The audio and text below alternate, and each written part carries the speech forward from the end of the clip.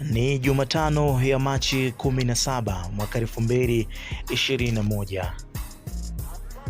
Tanzania ilikumbwa na huzuni kubwa kufuatiwa kifo cha rais aliyekuwa madarakani Dr. John Pombe Joseph Magufuli.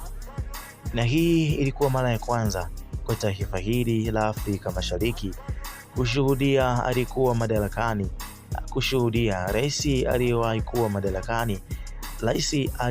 madarakani, akifariki dunia, na kifo chake kilitangazwa na Rais wa Jamhuri ya Muungano wa Tanzania Dr. Samia Suluhu Hassan.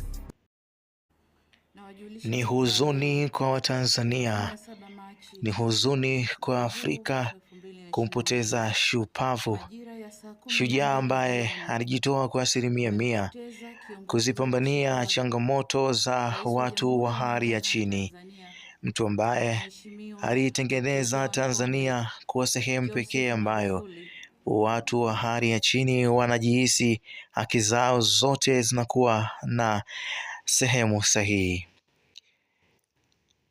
Alipigana na wale wote ambao walipanga kudhoofisha uchumi wa Tanzania.